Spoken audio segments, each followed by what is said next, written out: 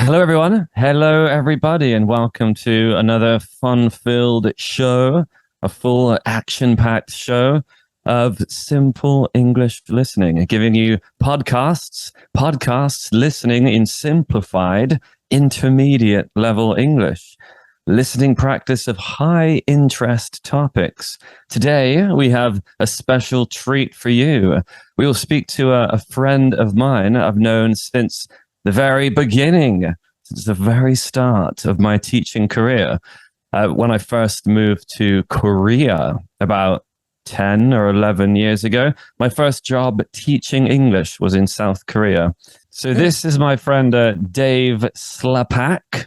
Is that how your name is said? Slapik, Slapak, depends on who's saying it. Slapak, say it how you will.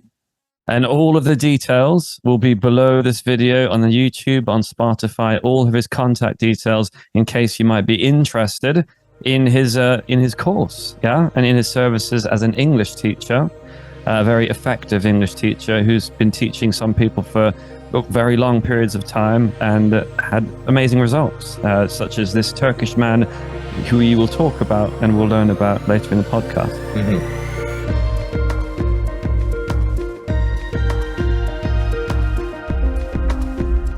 This friend has since made his own online English learning platform.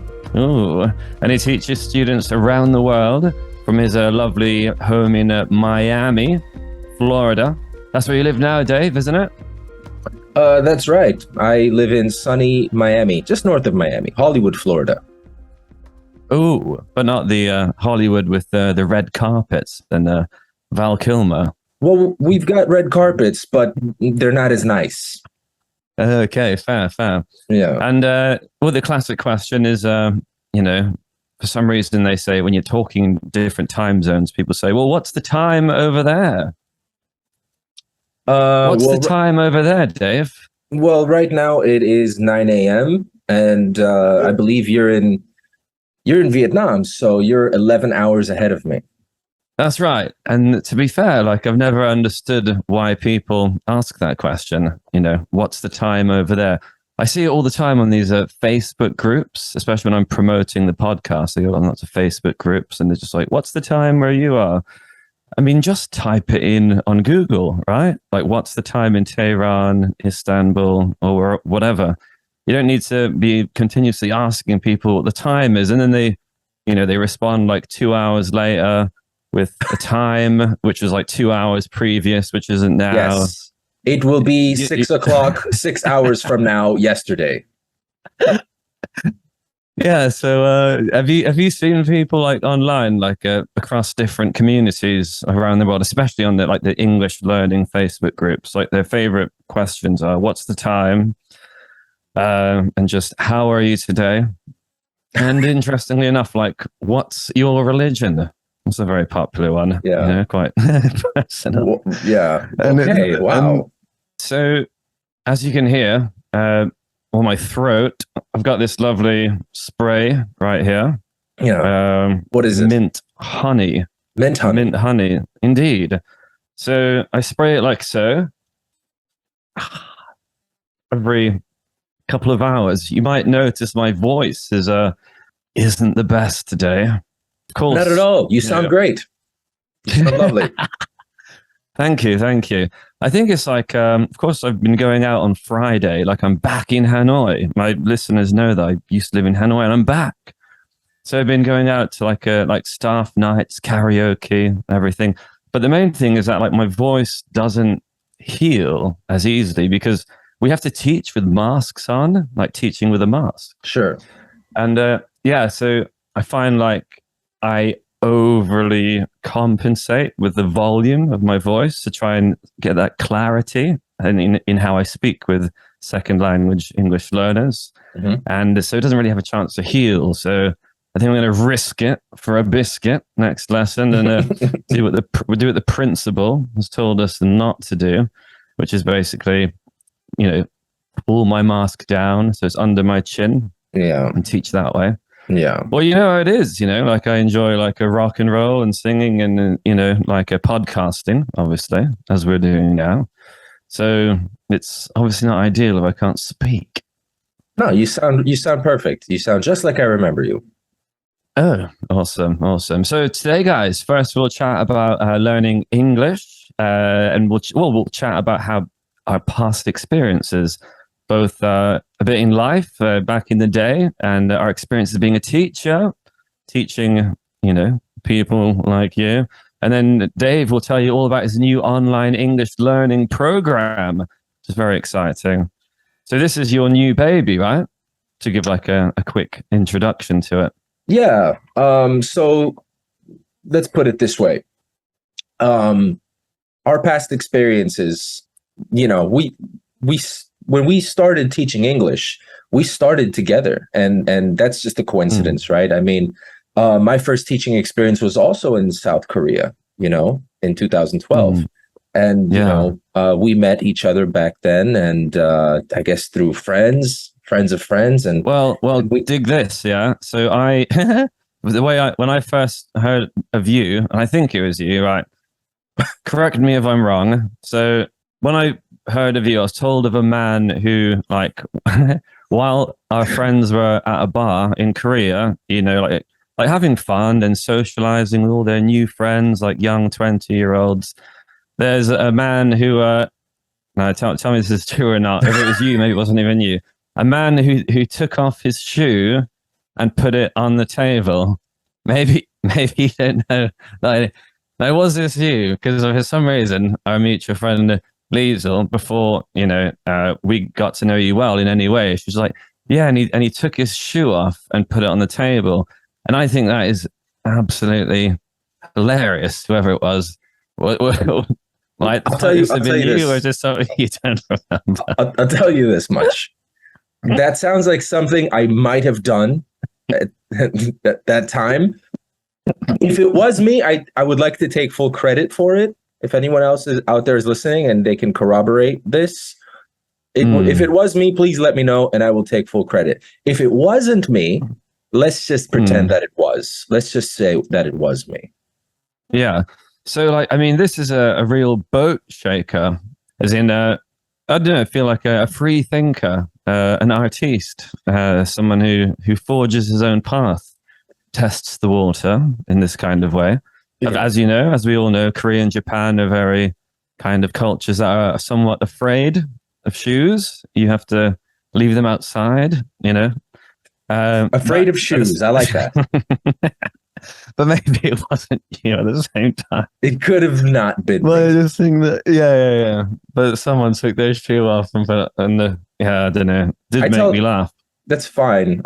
Maybe you want to ask the person who you heard that from, and we'll trace it back to its origins. We'll do it. Mm. So I mean, in Korea, of course, Yeah. we were you working at a public school, or like you got hagwons, and there you have to Yeah. work like it's after hours. So Right. these kids in Yeah. South Korea, they finish school and then they go to like extra English class, right? Extra science class, taekwondo, extra math class, and they go home at like 10 p.m. Yeah. It's mad. And it was in these kinds of schools. Of course, there's like tens of thousands of them across the country, probably. These are where many people get their first teaching experiences, right? People Mm-hmm. like you and I. Mm-hmm. Yeah. So Did yeah, I you was work at at? public school. I was at public Mm, school. And in retrospect, it was probably the best job I ever had, even to this day. It was the best job because of, okay, I was completely unprepared for it at the time, mind you. I didn't have mm, the proper mm. training or the mental mindset in order to step into this classroom and be successful. But when I think Mm. about it, with the schedule and the benefits and everything that came, with having this type of job, my public school Yeah. job in Korea, I would go back to that in a heartbeat because the classes were very short and Mm-hmm. the kids were always well behaved and Yeah. they loved me. You know what I mean? They were actually grateful to have me there. And Yeah. besides all the benefits, But the I mean, that's vacation something I time. find, yeah, Yeah. like across like East Asia in general, where I've lived for like 11 years now. I mean, I honestly can't imagine going to the UK and being a teacher, especially like when you do your teaching qualification. You have to go to like the worst schools there. It's English students, like English teenagers, and this is, I'm sure, the same in many Western countries. I don't know. Maybe the UK is the worst one. Like they're just so anti-authoritarian. Like they just can't. You can't tell them what to do in any way, shape, or form, or like they find it offensive. You have to be extremely like talented at managing a classroom and building rapport and relating to students. But of course, yeah, like in Vietnam where I am now, like the students are, it's it's like light and day, night and day. Sorry, yeah. In what sense? Like that the students in In Vietnam are terms of receptive, they want to learn, they pay exactly, attention, they exactly. right. They're like somewhat like grateful for it, and you can They see it's don't make your life instilled. impossible. Yeah. Like you can see as well, like education is just very important in their society. Many adults in a family will put their money together to educate like one kid, even if it's a poorer family. Like the Exactly. golden child, they really value education.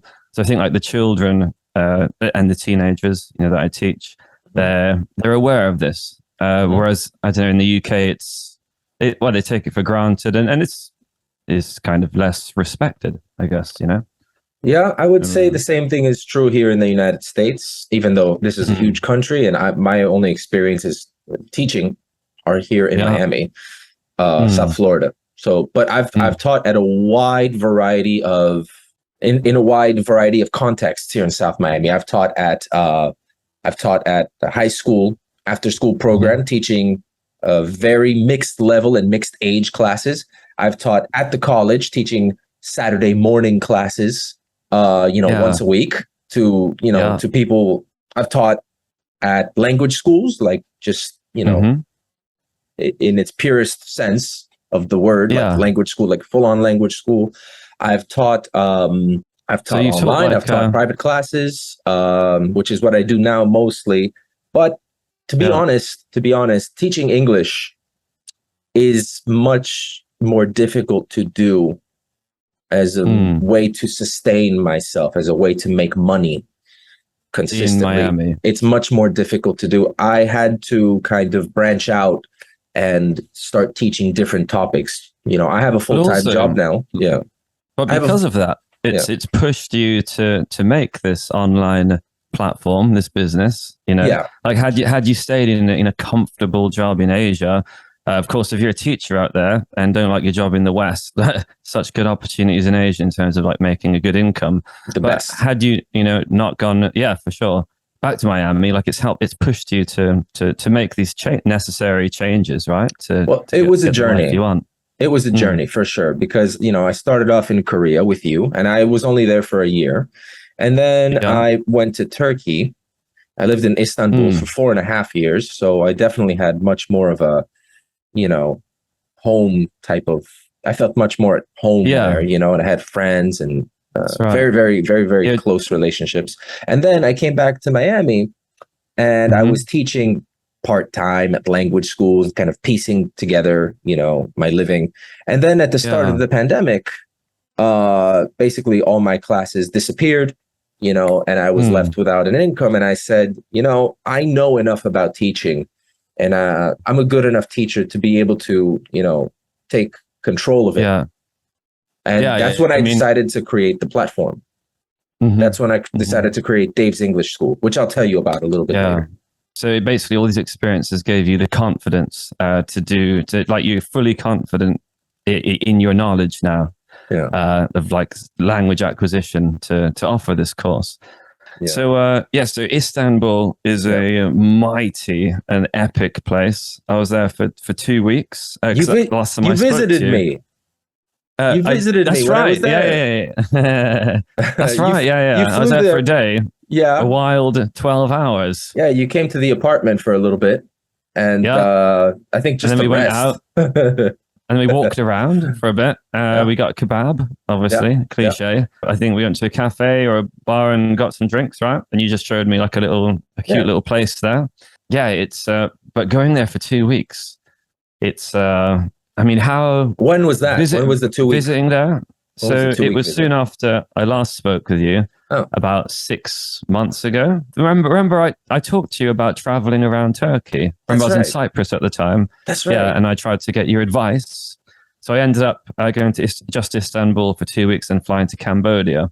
So Turkey is something I'll definitely go back. It gave me like a small taster of this culture that I've always been interested in. And I mean, just going there, like between northern Cyprus, where I was, and Istanbul, that was an introduction to Turkish culture as a real teaser. And that was the life you lived for 4 years. And Yeah. like, so visiting there and living there, I'm sure are two completely like wildly different experiences. Just like anywhere, but probably more so than anywhere. I don't know. Here's I've lived. here's what's funny. You live in Mm, Vietnam. You've been living there for a yeah. while, right? How long have you been Hmm. living there? So this is my 5th year, So on here's and the off, thing. obviously. Here's the thing. I've been to Vietnam and I was there for Yeah, 2 weeks. So I had the same yeah, experience in Vietnam or the similar one than you had in Turkey. That's pretty funny. Like yeah, after I yeah, left yeah. Korea, after I finished Korea, I went on a trip of Southeast Asia. I went to Thailand, Vietnam, Cambodia, and Mm, Laos. And I spent two mm, weeks in Vietnam and it was madness. Like Hanoi was mm, intense. And mm. I took, I rode, basically I did the whole north to south trip. I got in a motorcycle accident. I had so many the, wild experiences in those 2 weeks, and yeah, it was amazing. I loved it. the full whammy, the full I loved it. experience. But yeah, Yeah, again, very different awesome. from living there. Very different from living there, I'm sure. Indeed, yeah. And you got in a bike incident, which is, That's of right. course, something that's very common here. It's a I was rite living of in passage. Cambodia. It is indeed, but especially amongst like the backpackers, so I was in Cambodia the last 6 months. No joke, like because obviously it's nearly all backpackers there. Some like 1 in 5, I don't know, 1 in 5. Who knows the statistic? Lots of people are just hobbling around with like self put bandages on their elbows, on their knees. Yeah. Like people who don't know, and they say like the foreigners they crash a lot because they drink drive, but also they just drive much faster than the locals. Like the locals are just chilling in the sun, like driving. Maybe like it's the same in Vietnam. Like you'll have like 15, 16, 17 year olds like going fast, they're kind of like showing off. But like the foreigners are always doing that. And I knew 3 people who got into bad crashes in the 6 months I was there. Yeah, just one guy, his kneecap smashed. Like so, his kneecap, the bit of cartilage on his knee, Mm. broke into multiple pieces, and he had to. He was like a mate of where I was staying, and they put him on a sofa. The thing is, it wasn't even my fault. I wasn't driving the thing. I had hired a Yeah, driver. I had hired a driver to take me to a national park, and he was the yeah. one who got us into the accident. The professional. Goodness. And have you heard of the Saigon Kiss? A Saigon Kiss is No. where you burn your calf because as you get off the bike or in traffic, Oh yeah, someone's you touched the hot. exhaust will go Yeah, against it. I've heard And of that. I mean, over here, living here, it's definitely a rite of passage. Did you get it? Right. I'm literally like the only person I know who hasn't got it yet. Wow. So it's just a matter of time. Sure. Yeah. So, how did you find the students in Istanbul compared to Korea? Well, again, it was a. If I you had could a. compare the two. Well, I mean, in Korea, I really only had one type of student, which was I see, like young. the middle school public student. That was the Yeah. only exposure I had there. I didn't have any like Hagwon students, private school students. I didn't have any older students, adults, anything like that. In Turkey, Mm, that's where I got my CELTA, my certificate to teach. yeah. Yeah. That's where I got Hmm. that when I was living in Istanbul. And my first Mm, class was a class of 3 older Turkish mm, women, in their yeah. 70s, maybe late Oh 60s, early wow. 70s. And then after that, I started teaching, you know, mixed groups, like Mm, 20 somethings, groups of 6 or yeah. 8, not Mm, intensive, just kind of like at this language school called British Side, which is a great language, or at least it was a great language school in Istanbul. I don't know about it now, but at the time it was one of the yeah. best ones. And then I got a job at a university through British Hmm. Side. They offered me a full-time teaching gig at a place called Kent University. I taught there for 1 year, and then the students there were okay. But then I got a job at a place called MEF University, MEF, and that is a great place. And Awesome. I believe that it was probably the best experience for me, teaching 17, 18-year-old kids, English prep classes, intensive but wonderful students. I had a full range, but the Korean students were definitely more dedicated and disciplined. Why was that 17, 18, 19-year-old experience in Istanbul? Like, why was that the best experience? And do you mean like academically the best, or like spiritually the best, or like in terms of improving your game at teaching the best? Yes. Okay, so it's a combination of those things. First and foremost, the organization is very well run and managed, and the vision of Sally Gayford, who was the person who started that school, was spot on. I mean, she started the school from nothing with a group of very dedicated and talented teachers, I believe 5 or 6 of them, many of whom I know quite well. And then from there, they grew into a school that now I believe employs about 50 or 60 teachers and has, more than 1,000 students. Who knows how many, but they're very successful, I believe, because of the way that the school is managed. They're great at treating their teachers well and making sure that the teachers are happy and not leaving us wondering about anything.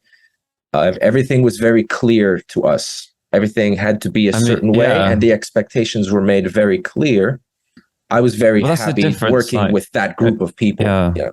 So, like in my Korean school, like we've had the Korean. I work at a Korean school in Hanoi, so all of the management are Koreans that come for like 2-year contracts, usually 2 to 4 years. So I've seen lots of people come and go, and the difference that management can make to the happiness of the employees is just mad. Like we've got this wonderful manager right now, and she gives us this space and we have this beautiful project-based learning course, and the students make their own NGOs and websites and all these like cool real life skills. We're also learning about the wider world and all that at the same time. And I mean, we've had also managers that come in, don't even look at the textbooks, and they're just like, right, we're changing everything. Because it's kind of like, I think it's a cultural thing to make an impression, right? It's like quite an egoic thing, but they're just like, right, I'm going to prove to the principal, like this is the director or whatever, prove to the principal that I can do a job. We're going to change the curriculum, and it's just like the amount of stress that it took us 4 years to make this curriculum. The amount of stress that like causes is just mad. So in Istanbul, where did you have like a favorite? Hey, everyone! Hello to everyone from Istanbul out there. I know that Istanbul is one of the top 3 cities for listening to this podcast. Hello. I want to know is there any areas of Istanbul, any neighborhoods that particularly pulled on your heartstrings in any way, or I don't know, just left but whether good or bad, in fact, just left an impression on you. Well, let's do one good and one bad. Okay. Luckily, most of the neighborhoods are good, and there's a few of them that are a little bit seedy. Not that many, especially now because they've been gentrifying the whole city. Do you know Balat? Yeah, Balat is beautiful. So I went there. Like when I went to Turkey, I met someone on Tinder, and they kind of decided to take me out to the places that tourists don't normally see. Right. And so Balat, they had all these really colorful cafes and houses as well, and antique shops, and it's like really cool. And but then apparently by night, there's quite a few cops there going up and down. And by night, it's got the reputation for being, lots of just crazy high people trying to rob people and crackheads and, people on drugs. Is sure. that, do you know of that? And also, I heard that, this is from the person I went on a Tinder date with, I heard that Balat is the like the center of the jihadi extremist sect in Wow. Istanbul. Did you hear that at I all? I'll be honest, I did not. I don't know anything about that. Okay. I mean, yeah, it's just all these different energies, all Yeah. these different energies living side by side. I Yeah. love the sense of community there. You know, you could really tell that some people they're really proud of this colorful little Yeah. place that they've obviously helped build up. And yeah, we chatted to a few like owners of the cafes and had some nice chats. And yeah, I think that was my favorite part of all of Istanbul, like that neighborhood. Because again, it's off the beaten path, right? It's not in the Sure. main like touristy area of Istanbul. Now, most people Um, don't see it until they've been there for quite some time. yeah, I got that impression. I've been there twice. Okay. And it was definitely uh, something unexpected both times. You know, it Yeah. definitely wasn't something planned, like, oh, we're going to Balat. It was like, hey, have you heard of this place? It's in Balat. And I was like, Balat? Oh, I think I know where that is. It's on the other side, right? We got to take the boat to get there. And yeah, it's kind of Hmm. out of the way. And there's a Definitely, few like definitely a hidden gem. and there's a few hipsters there. I'd like maybe if I were to live in Istanbul, I might consider Yeah. Balat or somewhere like that. Well, But anyway, sorry, well, what were you saying about well, neighborhoods and? yeah. I mean, everybody talks about a place called Kadıköy, which is Hmm, probably the best in terms of nightlife and food and just energy. I mean, if yeah. you're looking for a real like European, high class experience, Mm-hmm. can't go wrong with Kadıköy. Especially the nightlife is so good, and the clubs and the bars, Awesome. all that stuff. But it's a little bit busy. It's too busy, to Yeah. consider like the best neighborhood. It's not even a neighborhood anymore. It's like its own city, really. But I'll say Yeah. that there's a neighborhood on the European side called Cihangir, which is actually Mm-hmm. where I was living when you came to visit. When you came to my house, that was the neighborhood I was living in. And Yeah. that neighborhood is really, really great. At least it was back then. Things change a lot from what Yeah. I understand. But I really Yeah. loved living in Cihangir. Mm-hmm. Very, very safe and beautiful and just nice buildings and clean and very nice. Mm-hmm. Lots of cats. There's lots of cats everywhere, but these cats were really, really wonderful. I'm a big cat person. Yeah. Uh, Yeah. then then Oh, nice. I lived in a neighborhood called Tarlabashi, which is Mm-hmm. like the polar opposite, I guess. Tarlabashi is considered it's definitely got a worse reputation than Balat, I'll tell you that. Oh, nice. That's the place where people would go to get drugs. Like if you wanted to go get street drugs, that was Okay. the place. The place So was was there, yeah, uh, was there like people rolling around on the floor, like barefooted, just like you get like maybe outside not at rolling, European train stations? maybe not That's what I rolling know. around, but definitely I was in, barefoot. I was in Rome and Napoli recently. Like Italy has got, I mean, I think just in Europe in general, like all of the weirdos and the crackheads, they hang out outside the train stations. Mm. And yeah, the main central station in Rome was just like there was some right states, yeah, just like outside, Yeah. literally rolling around on the floor barefoot. And so, I had some friends get mugged in Tarlabashi. I lived in Tarlabashi and never had any trouble, but I had some yeah, friends get mugged while they were walking through okay. there. So mugged means to be robbed. Yeah. Where someone takes your phone and your wallet and your money. So, well, that's unfortunate. That's Yeah. big city living, of Yeah. course. Like pretty much every big city in the world. Yeah. You got to be careful. Indeed, yeah. And so, do you have any like fondest memories of Korea? So I was thinking of something. Did you go to the Burning Man festival there? I did. I did. Yeah, And I and you thought were you did. and you were Uh-huh. there too. I believe there's a picture of Mike Yeah, McGilvray bullying you. yeah.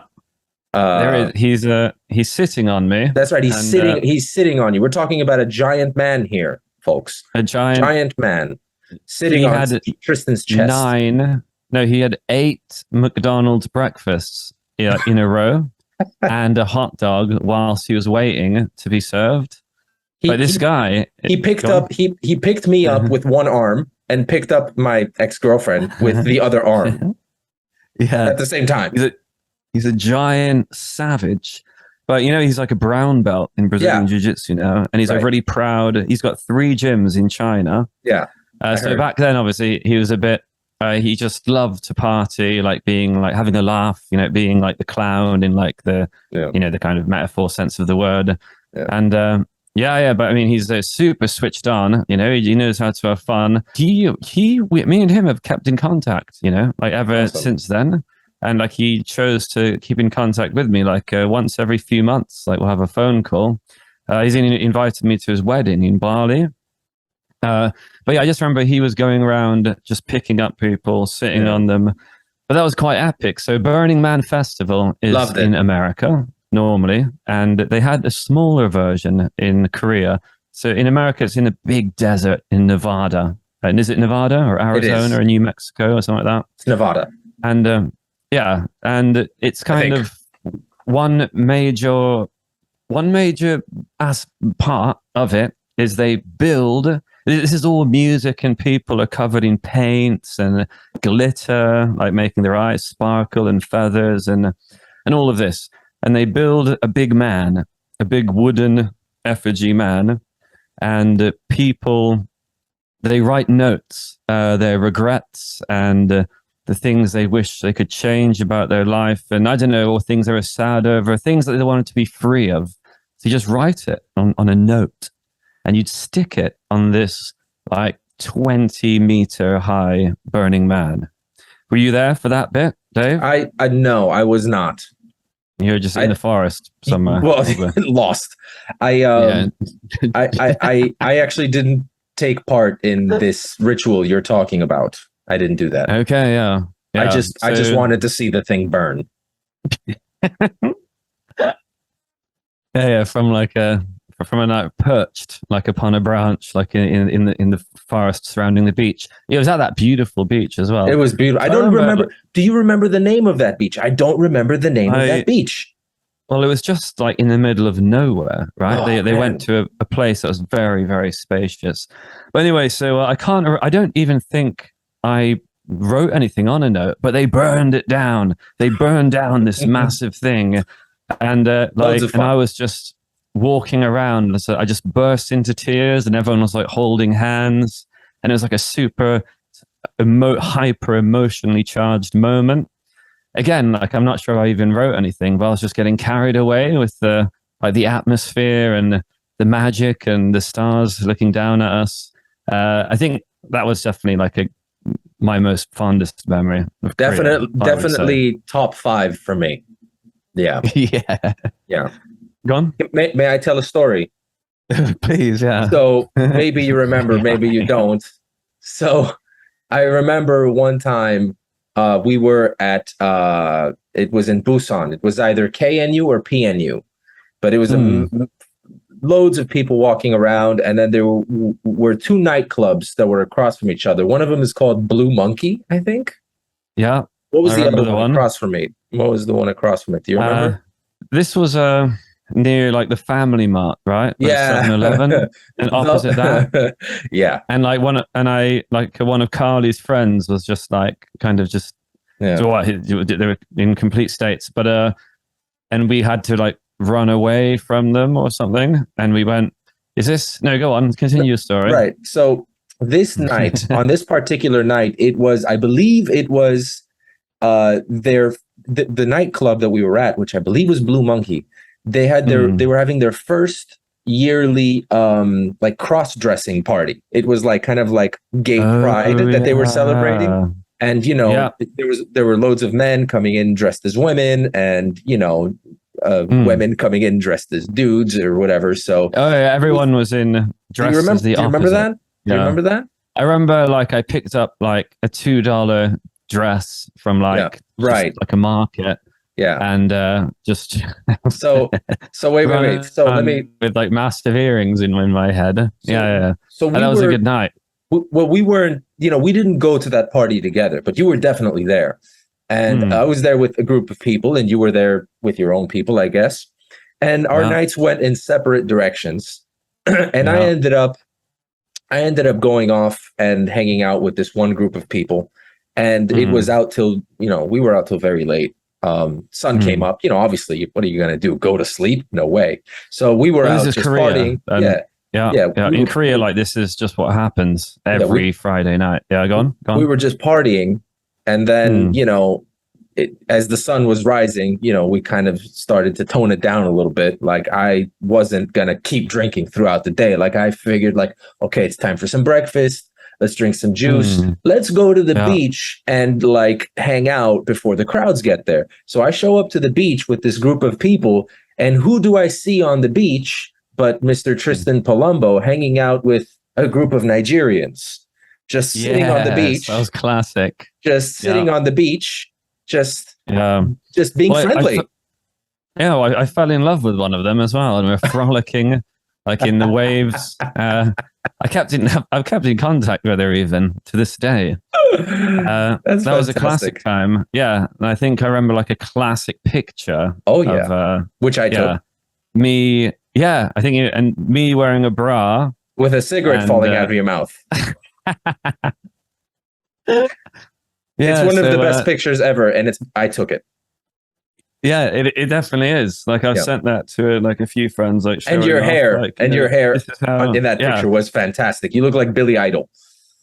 Yes, and this is how it was. Like we're in our mid-20s, right? Our mid-20s, living in South Korea, and it's definitely like a weekend culture, right? Like everyone, you work hard during the week, and then come Friday, everyone becomes a weekend warrior, and you just go out and go mental. Man.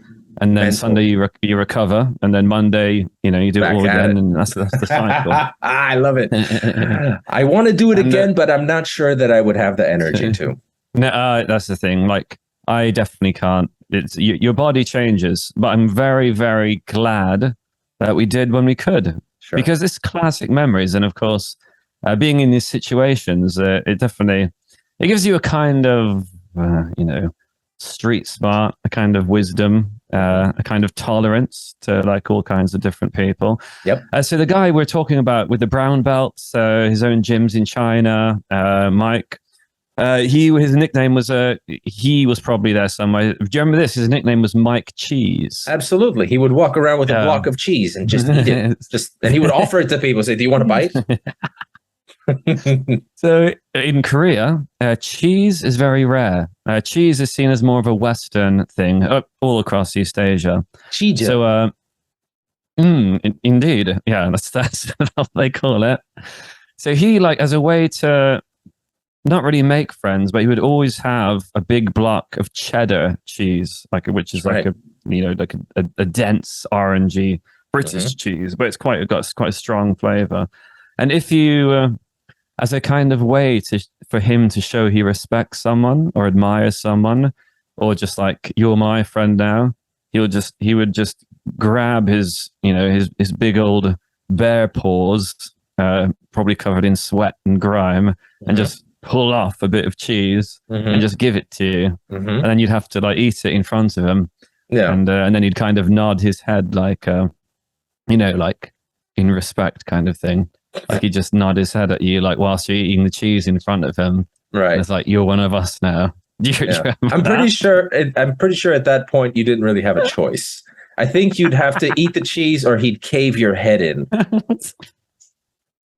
Yeah, I think so. So let's we talk about teaching a little bit more. Like, so we've known so many teachers, right? Like at this point. We've been teaching for 11 years, and many have dropped off.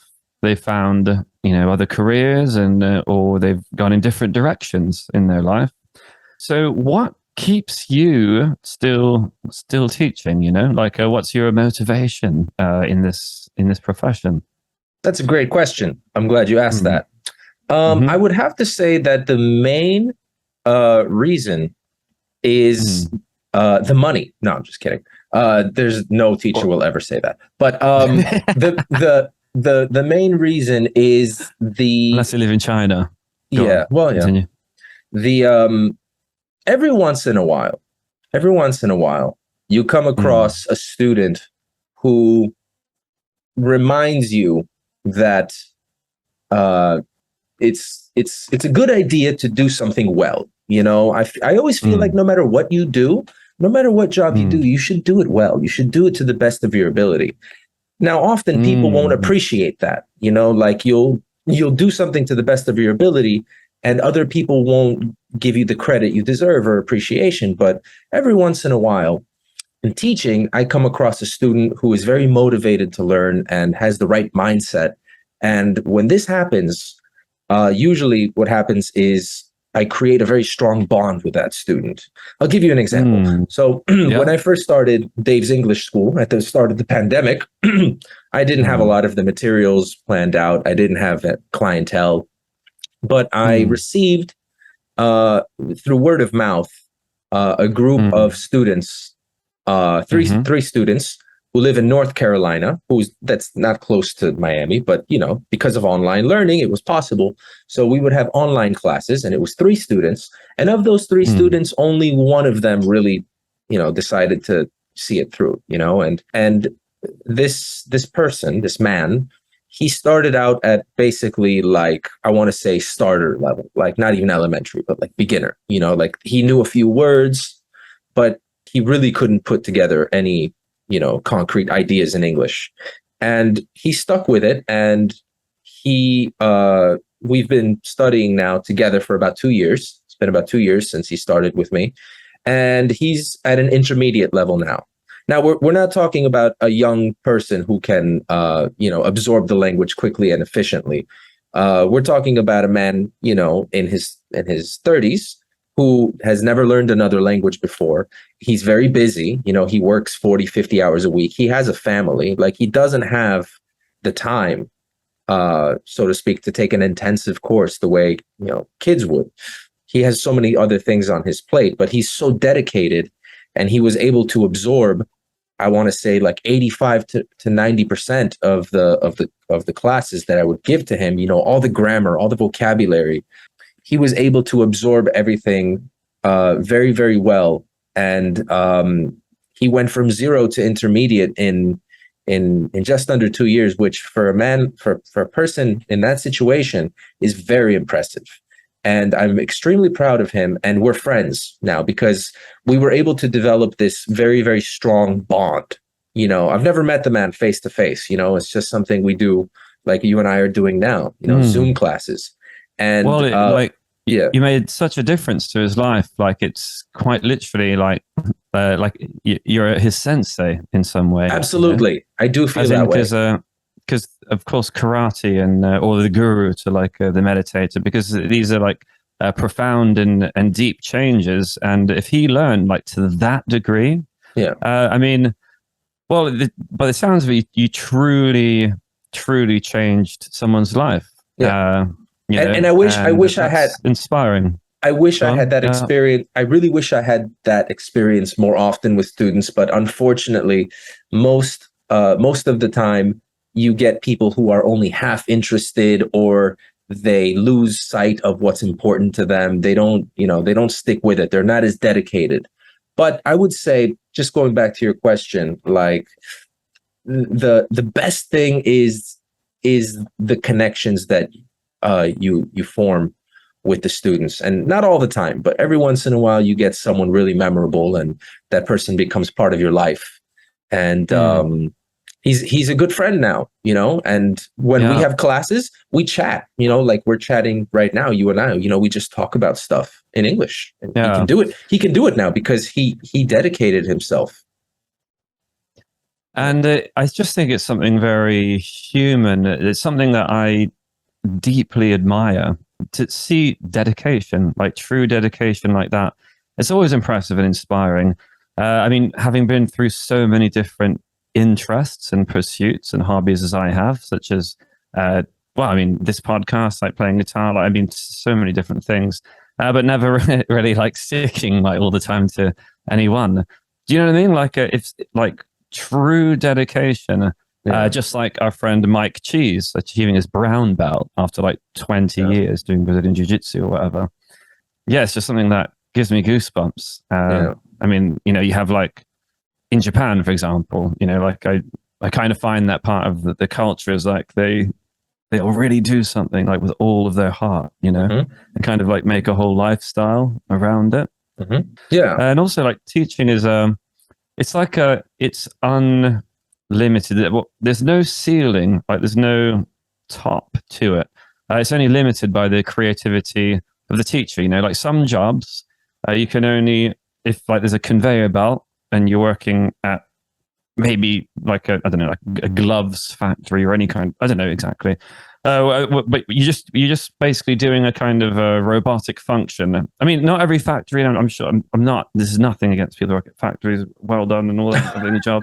but as in, it's the same function every time. But there's a ceiling to it. You know, like there's Whereas one thing I like about teaching is it's a job that I mean lots of people can do or try, but it's kind of unlimited, I guess. You know, there's no rooftop, there's no limit. Like the sky is the limit from both the teacher and the student. Yeah. Well, I mean, I'll be honest. Like, I don't only teach English anymore. Now I work I work at a private school now, and I teach math and science. Like that's what they needed. So that's what I do now full time. I still do my English teaching on the side to students who really need and want it, but it's not. I don't show up to school to teach a classroom full of people how to teach English. I just don't do that anymore. I can and I would, but it's kind of not bills to pay as well. Exactly. Like so ESL here, jobs. they're hard. They're hard to cut. The really good type ESL jobs that you can find abroad are much harder to find in Miami, at least. So I teach math and science, and am I a brilliant scientist? No, but I can read and I can learn. Am I a brilliant mathematician? No, but I am pretty good at math. I mean, I was always good at math, and I can do the operations, and I understand the concepts of math, and I apply math to my daily life. So I can do it without too much of a shift, teaching all the things that I learned about teaching English. I want to say that 85 or 90% of those principles transferred over into teaching math and science. Like it's not really any different. You're still dealing with people. Right. You're still dealing with concepts. So and I guess like things like managing the class and getting them to work in like pairs and in groups of 4 and like feedback strategies, like all of these can be transposed between all subjects, really. There are very universal. few times when you can't do that. Very few situations where you cannot put students in groups to work together. Talking about motivation, like a big motivation for me, like the more I think about it, the more it becomes the case is like I read a statistic, like 55% of all of the internet is in English. 55%. So 55%, and the rest is like every other language. Right. So people say, I want to learn English to make foreign friends or this or that, but actually the most important reason to learn is to have access to all of the world's information, to have access to this 55% of the internet. This is where you'll find more information on like scientific discoveries or new developments around the world, or like, for example, YouTube videos of how to use certain programs. Like you're on Photoshop or editing a video, you want to add coloring to someone's hair. I mean, how many videos for something that specific are in Cambodian or Finnish? Probably one or none.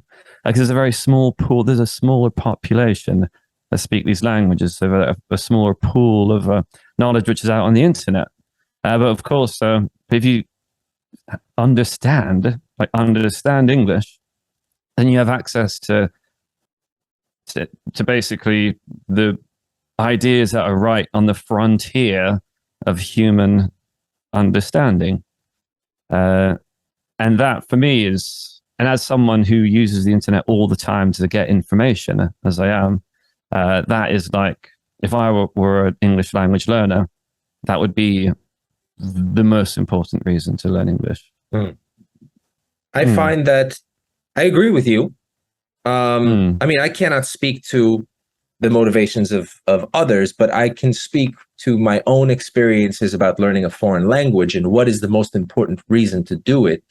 So whether you're learning Cambodian or Finnish or Spanish or any other language, in my case, I lived in Turkey, so I had to learn some Turkish, you know, and for me, it was why? Why do I need this? Well, while I was living in Turkey, it was for survival. I mean, I had to know, you know, how to ask for directions, you know, like I needed Yeah. to know how to ask anybody on the street, is the bank this way or that way? Or where is the bank? Or is there a bank nearby? I had to figure out how to ask the question so that I would be understood, so that I would receive a response. Even if I couldn't necessarily understand that response in that moment, just the fact of getting that response was elemental for me. Like I needed that. Yeah. And, Yeah. you know, that transferred into, you know, talking to the taxi driver or going to the supermarket and asking if they have a certain product.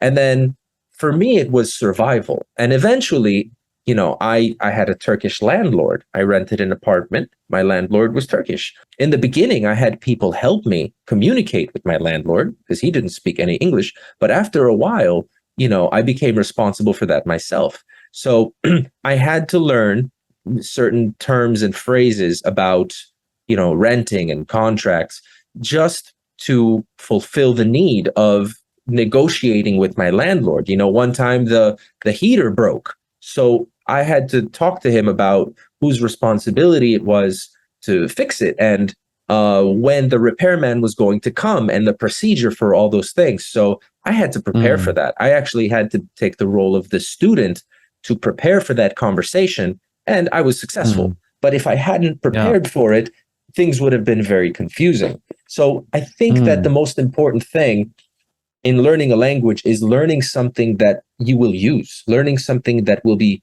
that you're actually going to use in your daily life.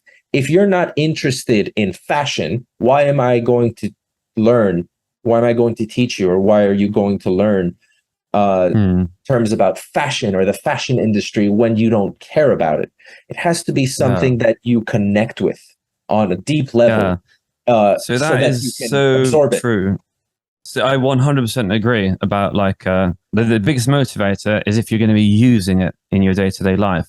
And you know, when I stopped learning Vietnamese, I stopped learning Vietnamese when I knew that I was going to leave Vietnam. You know, it just seemed a bit kind of pointless at that point. But now you're back. And even now, like I think I would only learn. Well, I'm back now, but I think I would only learn it if I had like a Vietnamese wife, or I don't know, like a business here, or definitely was staying here long term. But I still do learn Italian. Like Italian's my second language, because I always know that Italy is going to be a part of my life, because I try to visit there as much as possible. Like my dad is from there, got family there. I didn't learn any Italian through them. My dad only ever spoke with me in English, so I taught myself Italian as an adult. But because I know I'm going to use it in the future. And also, I mean, you can expand into any Romance language quite easily. You know, like Spanish, French, Romanian, whatever. Yeah, there has to be a use case for it. And I've had friends who have learned, two friends actually, tried to learn Japanese, and one of them was visiting me in Vietnam and was telling me the other day, like they tried for 3 months to learn Japanese, and then they realized, actually, like I don't actually need it, you know? Like it's just doing it for pleasure. Yeah. Which is nice and all, but having learned Italian to the degree that I have, it takes thousands and thousands and thousands of hours to learn a new language. And life is only so long, right? So then it depends if you have things that are more important to you that you want to achieve in your life than that, you know, something that you don't necessarily need in the immediate sense. So I'm just saying that I agree with what you're saying about the use case. Learning as such a driver for learning. Yeah, learning a language because it's a novelty, because it's fun, is great. Unfortunately, 95% of people Well, they're not in a position to learn a language just because it's fun or because it enriches them. Most of the time, Mm, people are learning a language because they need it.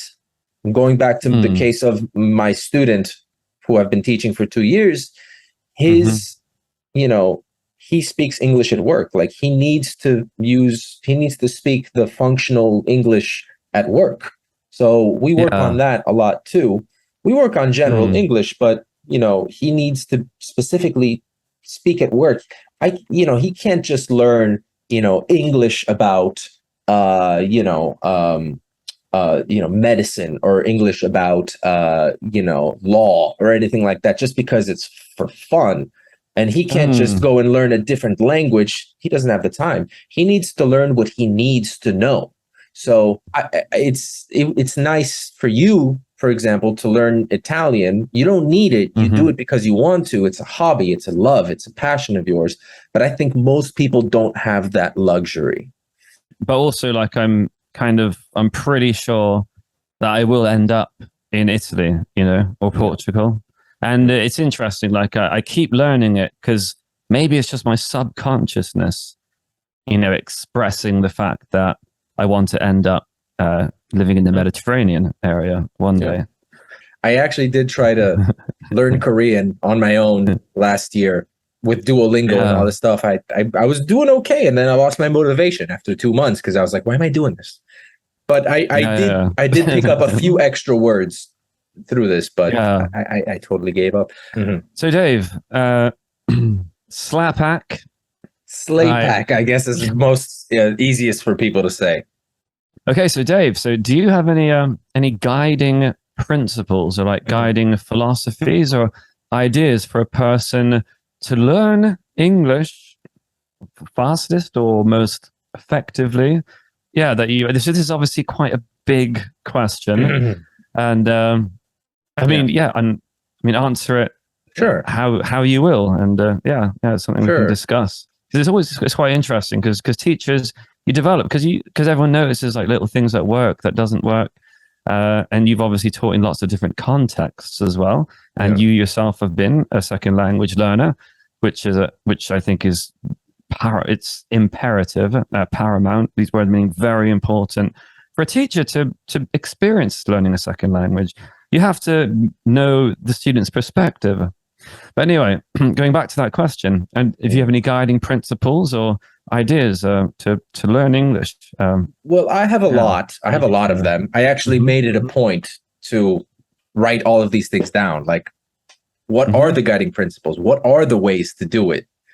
Hmm. And, I actually made a note of all these things. And, basically, I have a lot, but I'll try to say the ones that maybe other teachers won't say. Like most people say, you have to set goals.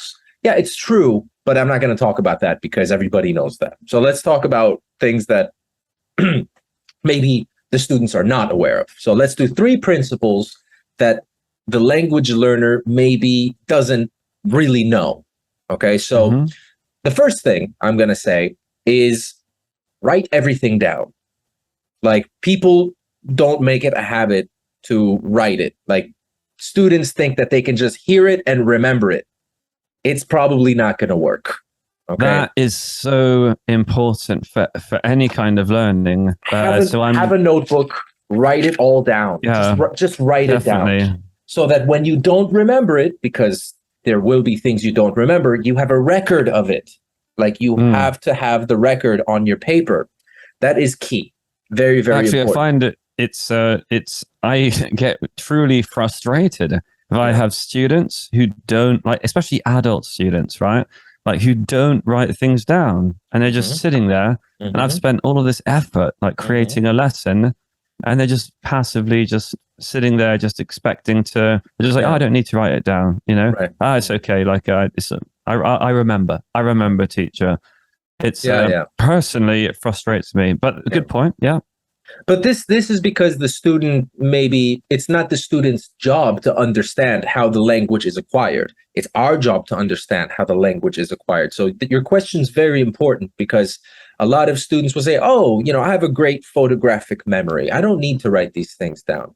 But they don't understand that by writing it down, they are creating a shortcut in their brain between the thought and the expression, right? Because let's say the word is banana, easy word, right? If you don't write it down, maybe when you want to use it, it takes you 3 seconds longer to come up with the word. But if you write it down, you shorten that time to maybe 2 seconds because you have created a path in your brain.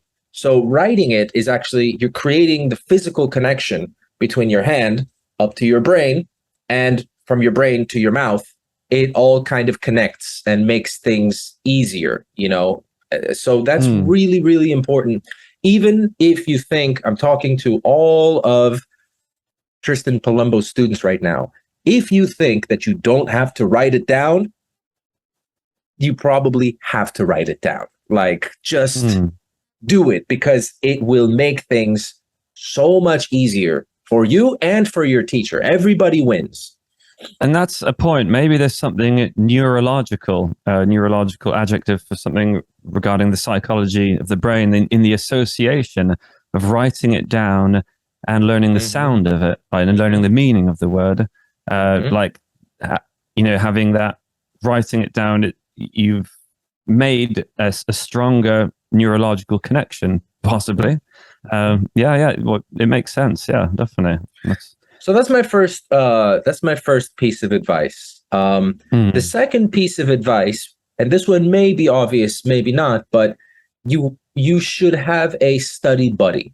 You need someone who's kind of at your level of English, who you can study with and practice with, because sometimes we just want to study with an app, or we just want to have a private teacher to teach us, but we don't get that practice, you know, and practice is what builds fluency. Maybe you know something very well. Maybe you're very good at grammar and you're very good at vocabulary and your pronunciation is great. But if the purpose of having a study partner is so that you can use it a lot, you know, so that when it comes time to go out into the real world, maybe you're at a work meeting, or you're at a party, or you're on the street. It doesn't matter what the situation is. You will be more ready to use the language. The study partner helps you learn faster and stay motivated. It's like going to the gym. It's like going to the gym when you have someone to spot you, you know, like someone to, you know, you're doing 9 push-ups, but you got to do 10, but you know, you're dying by that 9th push-up. Your partner helps you, you know, they spot you. They help you get to that 10th push-up. And when you achieve it, you get that pat on the back and you build that human connection, which is what language is all about. Language doesn't exist in a vacuum. Language exists in the world where other people speak the language. So you cannot isolate yourself when you're learning a language. You have to talk to different kinds of people in different situations. And that starts with having a study buddy, a study partner. Yeah. And also, it keeps a person accountable. It gives them some kind of responsibility, because if you don't feel like studying that day, then also you're letting down someone, right? That's right. And I like what you said about human connection. Like, that is fundamentally what language is. It's kind of like it's a way that we can put thoughts into other people's heads. I think my third piece of advice is about the number 3. I saved 3 for last because I said I was going to give 3 pieces of advice, and my last piece of advice is about the number 3. Now, I've noticed that 3 is kind of a magic number in our world. 3 is a very psychologically satisfying number. When we set tasks for ourselves or in the real world, 3 is a number that fits nicely into our heads. 2 or 1 is probably not enough. 5 is too many to remember or to apply. 3 is kind of this perfect number. And it works for language as well. If you're going to learn something, okay, let's say, again, any word, banana, it doesn't matter. The first time you see that word or the first time you hear that word, you're probably not going to remember it or be able to use it afterwards. You might understand it the first time, but you're not going to be able to use it immediately. The second time, again, that pathway is shortened. So it's faster to get, to that word when you need to use it. The third time is when it's like, you hammer that nail in, the hammer and the nail analogy, where it sticks. You want it to stick. So 3 times, is kind of the target that you should aim at. And that means writing it 3 times, saying it 3 times, hearing it 3 times, all of the skills, right?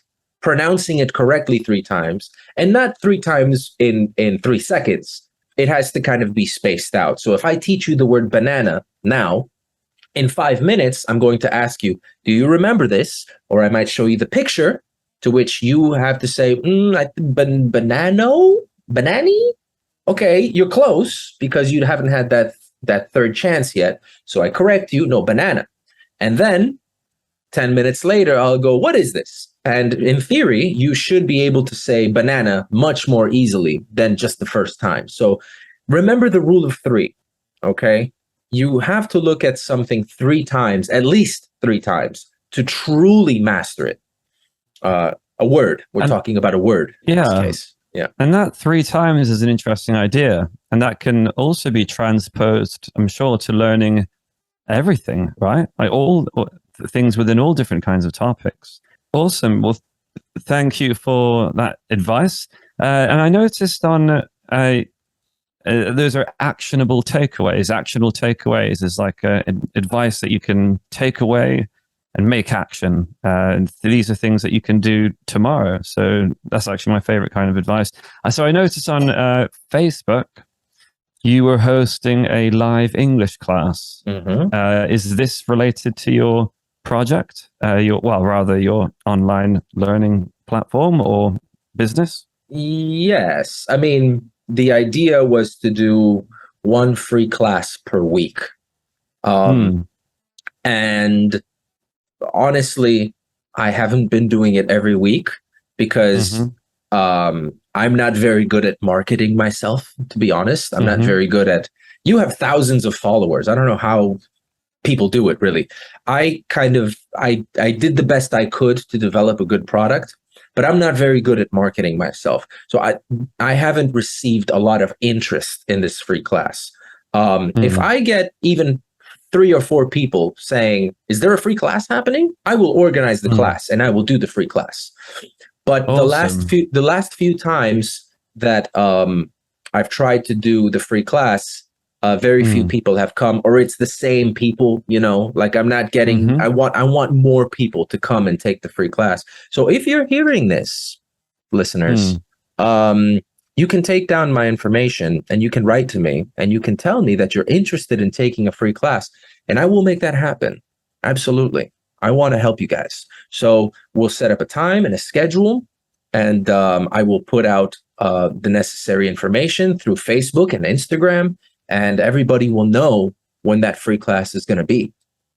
So you hear that, listeners. So Dave is, if you get in contact with him through the contact details at the bottom of this video, Dave will organize a free class for you with his 11 years of teaching experience.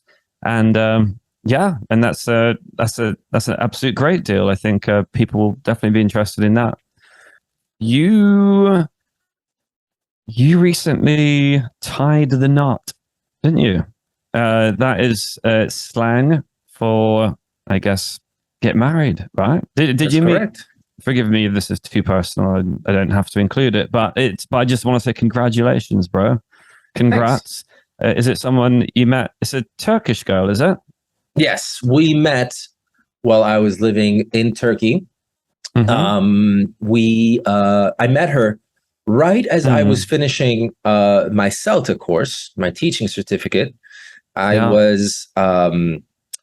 was taking the course with 5 or 6 other people, and one of those people, another student in the course, was having a birthday party, and I went to the birthday party, and that's where I met my wife, who is a friend of the girl I just mentioned. So Yeah. yeah, we met through just kind of life. Life happens, Yeah. Yeah. and we met in Istanbul. hmm Long time ago, Yeah. what, Yeah. 8, 9 years ago at this point. I guess it was a very long time ago that we met, and Yeah. Yeah. it's been a journey. And Yeah. she's here now, and we're married. We got married a few months ago in February, Yeah. and yeah, it's going great. Like, it's a transition, it's a change for sure. It's a big change in Yeah. lifestyle, but it's going hmm well. So would you like ever, you're in Miami now and you're saying it's difficult teaching there financially, like, right, teaching English there financially, but well, not just that though, like just, I mean, Turkey is your second home. You're there for a significant amount of time. Yeah. Would you consider moving back? And is there anything that you particularly miss about Turkey?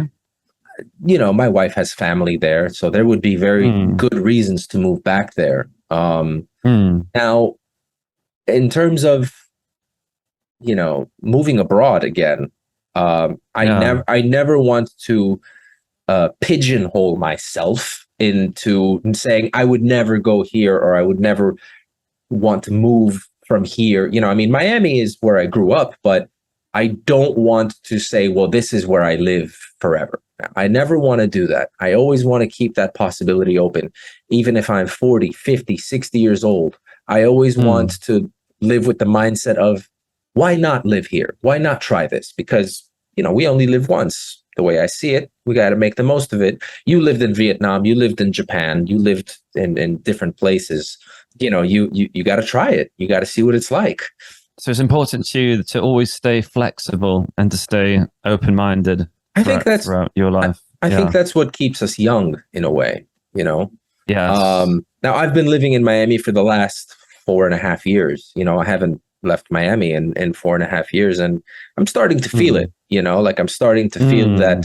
that itch. That I've got the travel bug that never really goes away. And when I say, I Mm. mean, I haven't left the country in 4.5 years. Like, I live a completely different life than I did before. And I feel, a little bit isolated here in Miami, even though it's where I grew up and I have family. I don't quite feel at home here. Like, I Mm. felt more at home in Istanbul, which wasn't my home. I felt more at home in Korea, in a sense, which was a completely foreign, alien world, than I do here, because that's because of my Yeah. personality. So, what do I miss about Istanbul? What do I miss about Turkey? Well, the energy and the freedom, I suppose, that I felt while living there. Um, the people are very special. Turkish people are very special. They have a reputation for being hotheads, very hot tempered, angry Mm-hmm. people. They're just Yeah. passionate. They're just very passionate about what they believe in. Mostly, they have Which very strong is political beliefs something, and stuff, which is okay. yeah, which I But they're find is very something kind. shared, yeah, across like the Mediterranean, Yeah. like you have very passionate people and they love to talk about politics. The same in Italy, Yeah. across the Balkans, Yeah. like Slovenia, Croatia, all of that. But I see what you mean. Like there is a certain fire Yeah. in the belly of But the Turkish spirit. Only from the 2 weeks I've been there, as I yeah. said, like I don't fully know, not like you. but they're Um, very kind and warm and generous mm, people.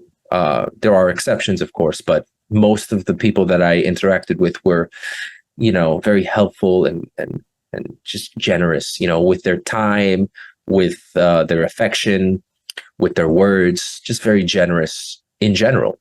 And mm, but also, like, Istanbul is a very special place. Istanbul is not Turkey, but Istanbul is like, it's like New York City, on steroids.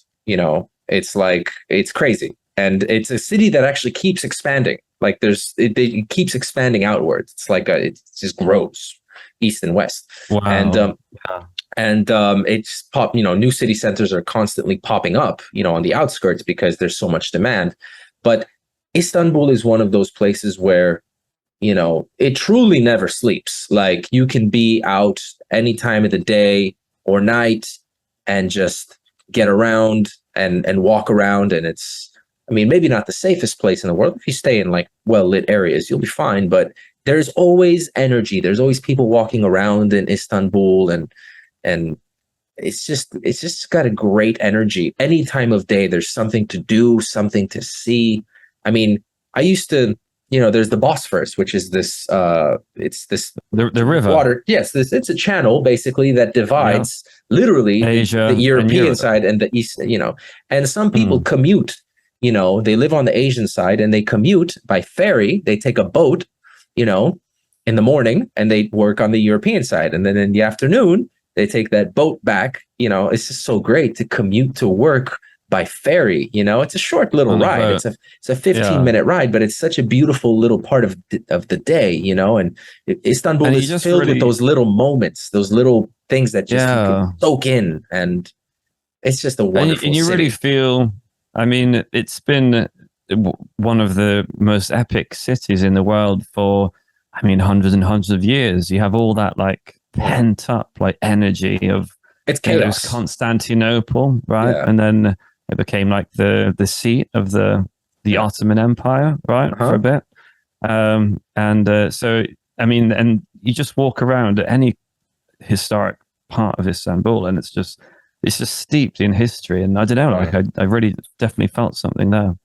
So Dave, is there anything that you'd like to add to the podcast? I know I've taken up nearly an hour or 2 hours of your time. Yeah, I don't mind at all. But I do actually have two questions for you, if it's okay, if I can interview you for a second. Is that okay? Okay. All right.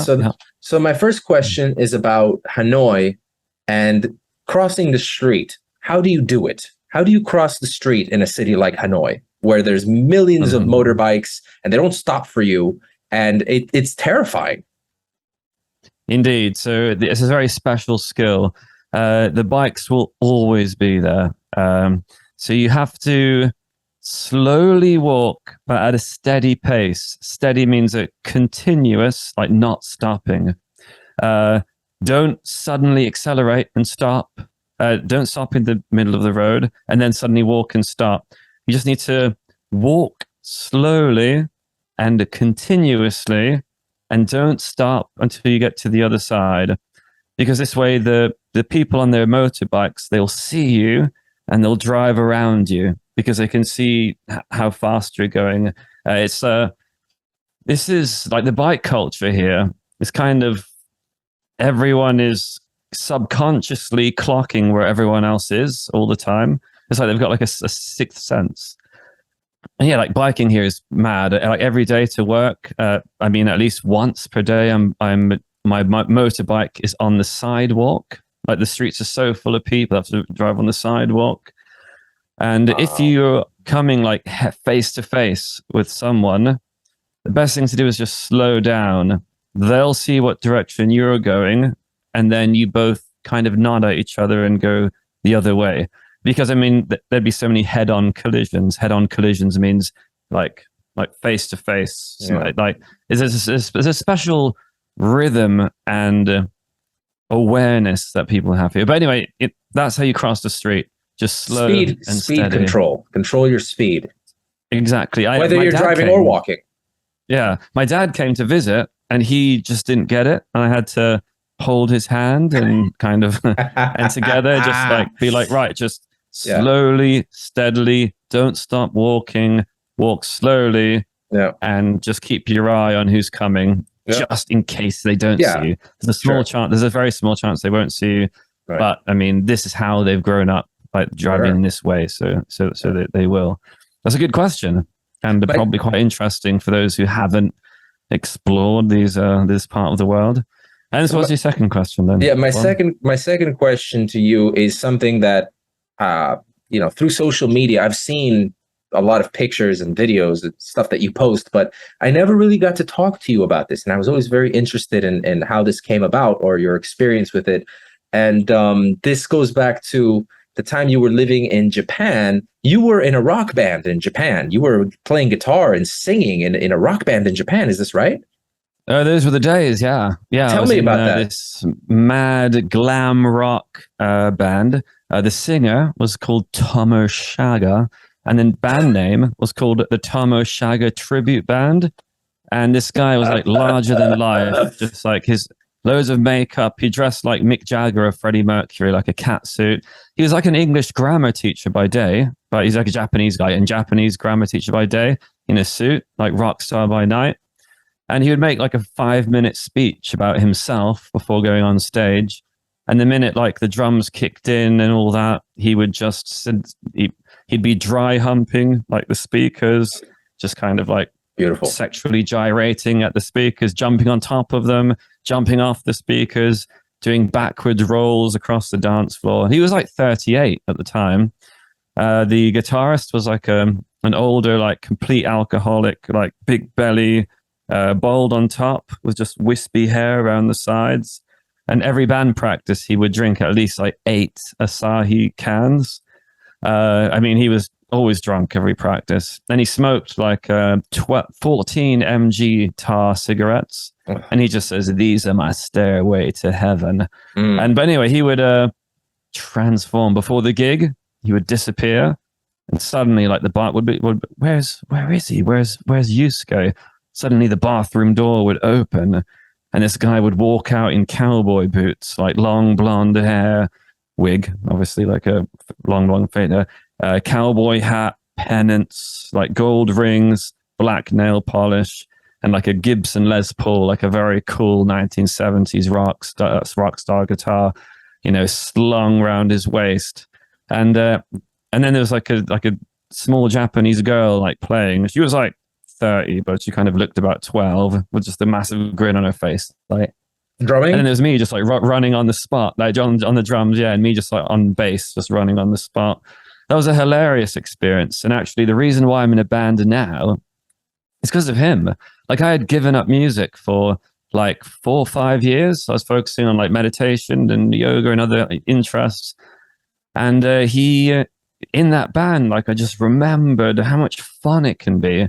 And why I quit music before, didn't quit, but just stopped in my band, is like I was really trying to be a professional, like a successful professional musician, like a rock star. And there's this big pressure I put on myself. And in the end, I was like producing like pop tracks for like just really bad Eurovision entries. And then, yeah, so I stopped. And then I was in this band and I was just like, I was driving in Hanoi and just like my shoulder just started shaking to like bum bum bum T-Rex da bum bum bum bum bum, kind of like get it on, bang it gone, get it on. Like that kind of came into my head, and I was like, this is what Hanoi needs, you know. It needs a rock and roll band, like a rock and roll cover band. Yeah. And so if it wasn't for and I turned up. So this was like a Tinder date, like a date, like an audition for a girlfriend and boyfriend, whatever.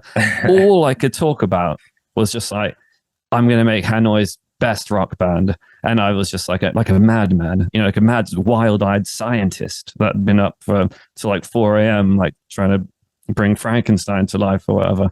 I was just like completely possessed with this idea. How's it and going? Then we did it. Yeah. So, well, I've just got back to Hanoi 2 weeks ago. Our first practice is next week.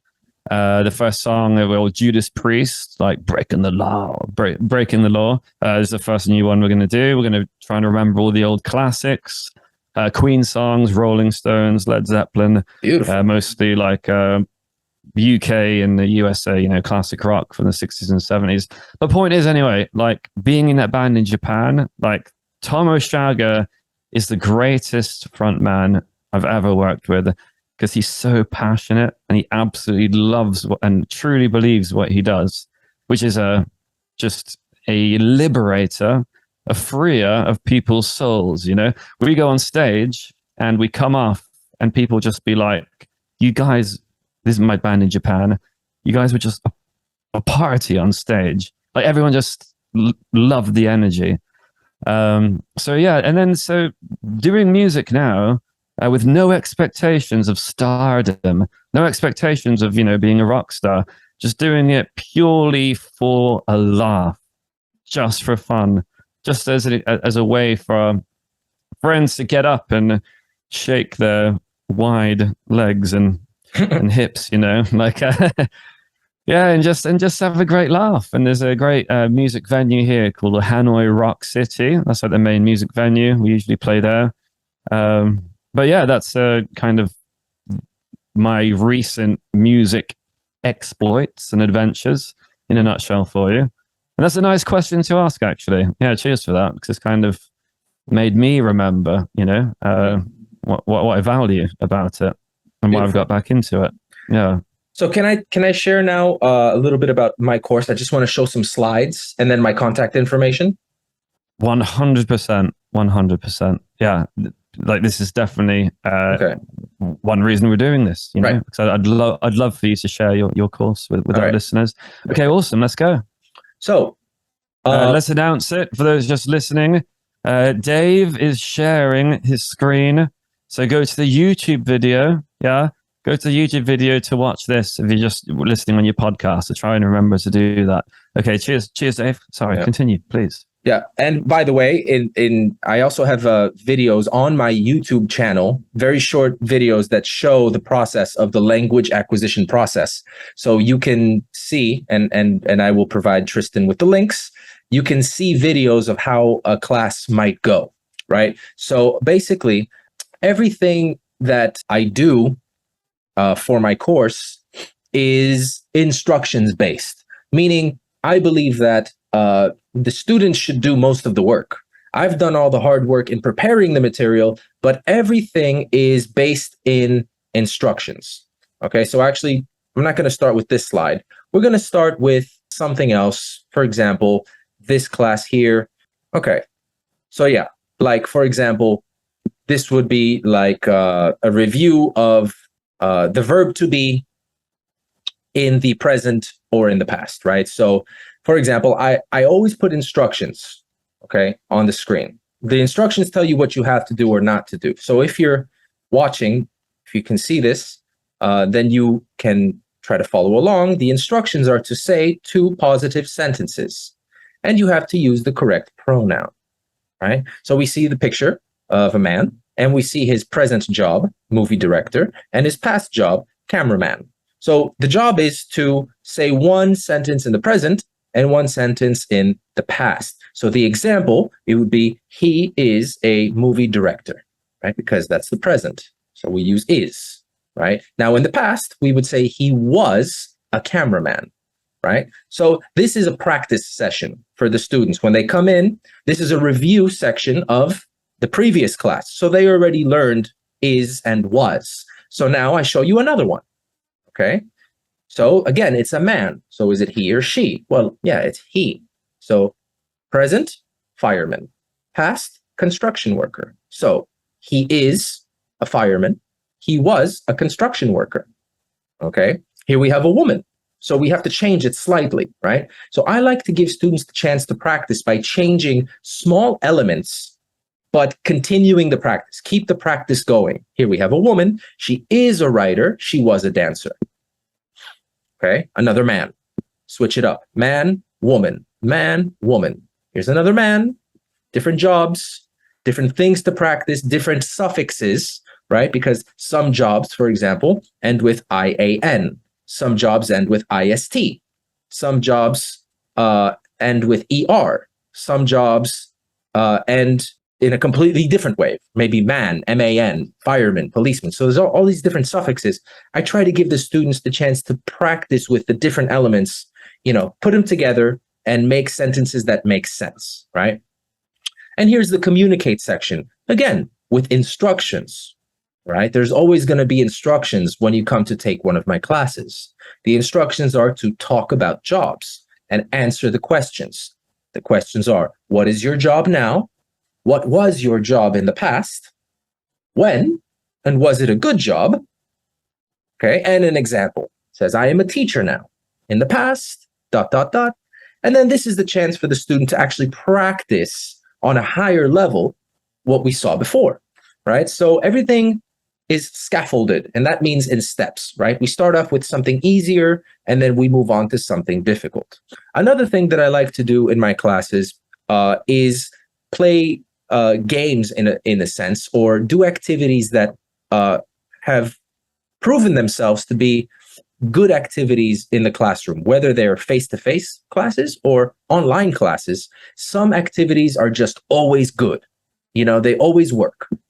One of those activities is the unscramble activity. Okay. Basically, you take words and you mix up the letters. And again, I'll just share it. And I use this to practice vocabulary. Again, this is a review section. So I don't use this to teach the material. I use this to review the material, right? So you have to look at the photo. You have to put the letters in the correct order. You have to say the word, and you have to spell the word. So you have to say book, B-O-O-K. And then we practice with words from, for example, the previous class's vocabulary. So the previous class's vocabulary was about jobs. So I show a picture of a musician, right? But the letters are all mixed up. It's N-I-M-C-U-S-I-A. So this practices spelling, this practices pronunciation, and it helps your memory. Using your memory is it's a really important tool. We have to constantly work your memory if we're going to make sure that these words stick. So here we have musician. Okay. Actually, Tristan, why don't you play the part of the student and we'll play along a little bit. So it's your turn, Tristan. So, well, Teacher. Teacher. Exactly. You say the word, you spell the word. You're following instructions. And I show you the correct one. Okay. What about this one? Ooh, journalist. So that's Journalist.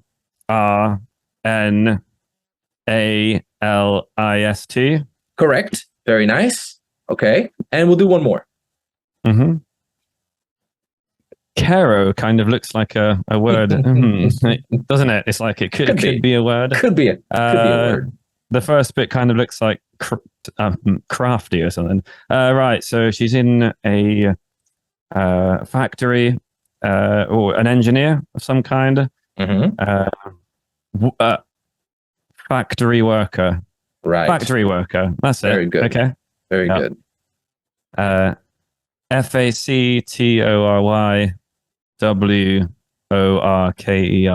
Right. And basically we have to remember that these are jobs, and jobs always have a suffix. In this case it's ER, worker, right? And this one it's IST, journalist. We would never say journaler, or we would never say workist. It's just not the way it works. So we're practicing with different ones. So unscramble, okay?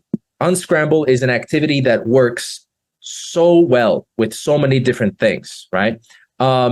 Here's another one that is always a lot of fun, and it works in the classroom and it works online. And this one is more difficult, to be sure, but I call this the memory chain. Okay, this is just what I call it. But basically, the way it works, and I'll skip ahead, right?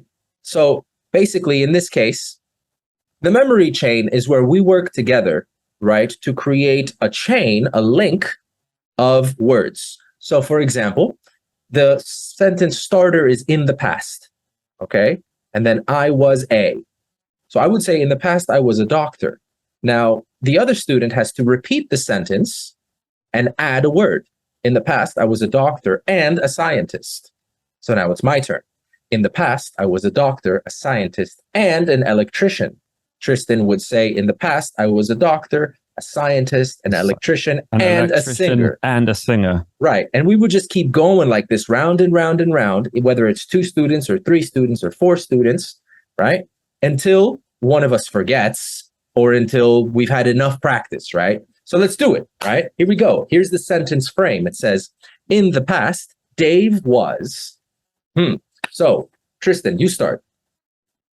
In the past, Dave was a... we have to say one of these, right? It's a new memory chain, is that right? That's or correct. Doing the one from before. Okay. It is a new memory chain. Dave, good. Past tense, right? In the past, Dave was a factory worker.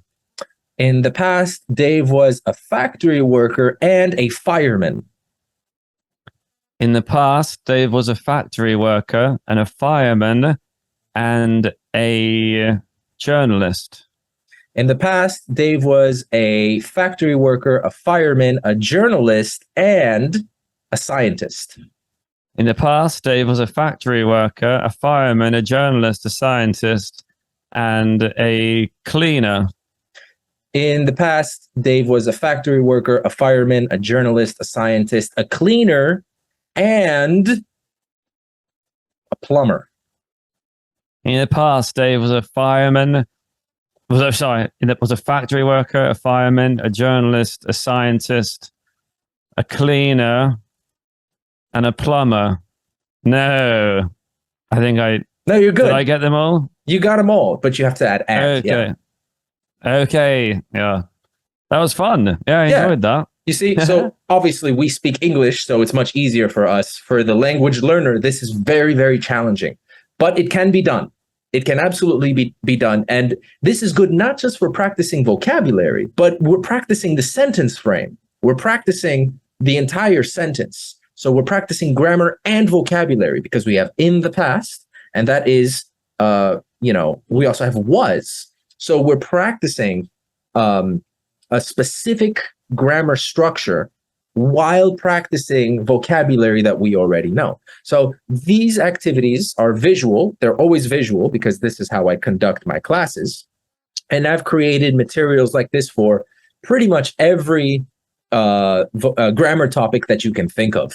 Like there are countless grammar topics, starting from the very lowest level up to an intermediate level.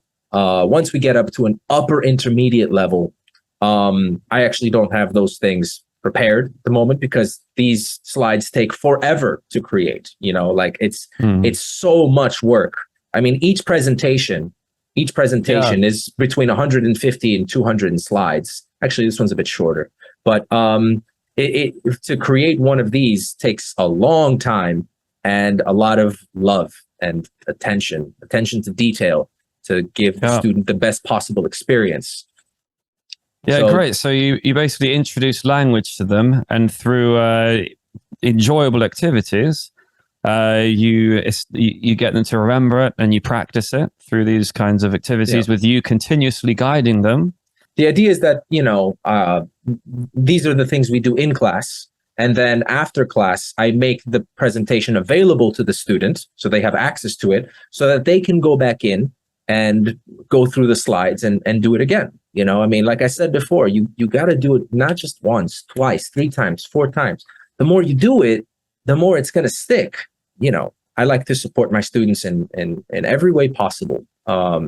So I give them lots of homework before class, lots of homework after class. The more you do, the more you benefit. And, I try to give my students the tools that they need. And I believe that my platform is very well laid out. I took all of the things that I know about teaching. I took all of the best things and I kind of dumped them into this course. So that's 11 years of experience. You were literally looking lots of effort. You were looking at 11 years of experience just now. It's my baby. So So here's my contact information. Here's my contact information. You can see the name of my school is Dave's English School. Not too hard to remember. That's kind of the point. And obviously English lessons. My name's David, but people call me Dave. Either one is fine. So the website is www.davesenglishschool.com. You can find me on Facebook and on Instagram at Dave's English School Miami. I'm also on YouTube. If you type in Dave's English School into YouTube, you'll be able to see some videos of some classes that I've done with students with the materials similar to the ones you just saw. Not the exact ones, but you'll be able to see, an edited version of a class and how one concept goes to the next and how, the concepts build on each other until you can communicate. We go from the lowest level of understanding, which is basically just recognizing and understanding, to the highest level, which is applying and using it in the shortest amount of time possible, the way I look at it. You can also enough dedication as well. Like that Turkish student we were talking about earlier today, right? Yeah. I mean, that is possible. Yeah. like he's done this course. Yeah. So yeah. I mean, Awesome. he started off at the first class, which was the verb to be, positive, Yeah. which is Mm-hmm. I am Dave. I am married. You Mm. are from Vietnam. Yeah. And you He were saying is after, 17 years old, like all of yeah, just the verb to be. And now he can use relative clauses. He can use, he just speaks very, very, very well. Like he's gone through all of the yeah, lessons and kind of built it up the way you would build a puzzle in a way. yeah. Which is how I like to think of language learning as well. It's kind of like building a puzzle. There's a strategy. You got to Mm. start on the outside. Nobody starts a puzzle from the middle. You start on the outside and you work your way in. So you got to build For a strong sure. foundation. Yeah. There is a kind of a side to language learning that's a bit kind of mathematical thinking, actually. Logical thinking for sure. Yeah, Absolutely. logical. How you basically have to put like subject, object, verb into the right places, use the right conjugations for Yeah. verbs. And I mean, they say it, like, interestingly enough, like, I don't know if you've tried to learn Japanese or Korean, but all the words are in like a completely different order to English. Yeah. Yeah. And what's the hardest language to learn in the world? Of course, it depends what your native language is. Correct. But for an English speaker, Russian or like Arabic? the 5-star languages they have is Japanese and Korean. I mean, I think Arabic was maybe it was up there like 4 or 5 stars. Russian as well. But I just remember trying to learn Korean, and I just remember looking at the expats who had learned Japanese, and I'm just like, and also when Koreans try to speak in English to me, I went for a staff night the other night and just sitting down with them chatting. Like you can see their brains just like whirring away, like doing all the calculations in their head of just like, because that's how it is. English speakers forget how difficult it is for second language learners to speak in English fully. Like there's a classic. I mean, it's frustrating in Italian, and I'm sure it is for many people speaking English. It's like they're so intelligent and eloquent and speak beautifully in their own languages, but then when they can't communicate, they can't be the same person in English, and that's like a struggle that that people who just speak English that they can't relate to. Unfortunately, they don't appreciate how difficult that is for people. Well, that happens in any language. I mean, it's like you in Italian. Like, I don't know what your fluency is in Italian, but I mean, it's definitely not going to be your native language. You're not going to be able to express yourself the same way. Yeah, you might eventually, but it takes years and years and years.